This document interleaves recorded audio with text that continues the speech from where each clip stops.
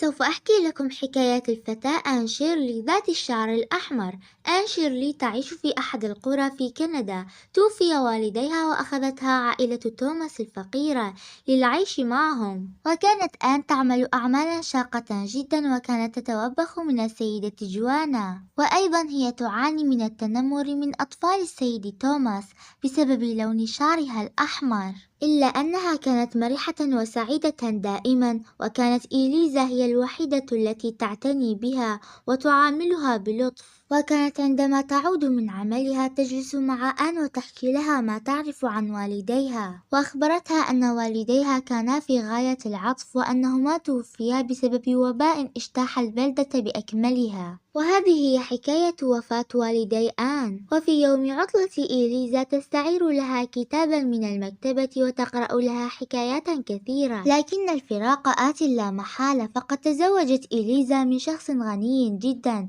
وسافرت إلى لندن للعيش هناك، وتركت آن وحدها. ولكن الحظ السعيد طرق باب منزل عائلة توماس، فقد وجد عملا منتظما، وبذلك تحسنت أحوال العائلة. وفي يوم ذهبت آن مع جوانا للسوق لشراء بعض الحاجيات. سمعت آن حديث بعض الأشخاص أنهم يودون أحدا للعمل عند السيدة مينتون، لكن الجميع كان يرفض ذلك لأنها سيدة قاسية وبخيلة. لكن آن وافقت على أن تذهب للعمل عندها، وعندها أخبرتها السيدة مينتون أن تنظف البيت عدا غرفة واحدة ألا تدخلها. ومرت الأيام وآن تعمل عند السيدة مينتون، وفي يوم دخلت آن تلك الغرفة واكتشفت أن للسيدة مينتون ابنة وقد توفيت بالوباء، ورأتها مينتون وطردتها، وعادت مينتون وحيدة، وكانت متندمة جدا لأن الجميع يكرهونها ولا أحد يحبها. لكن آن أتت لها وأحضرت لها زهورا تعبيرا عن حبها لها، وفرحت السيدة مينتون كثيرا. ولكن الصعاب قادمة، فقد طرد السيد توماس من عمله،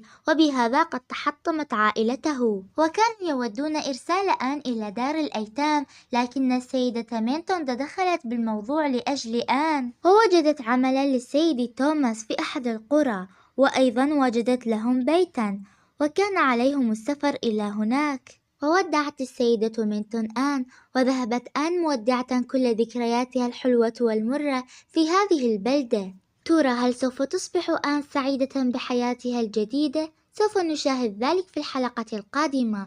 إلى اللقاء.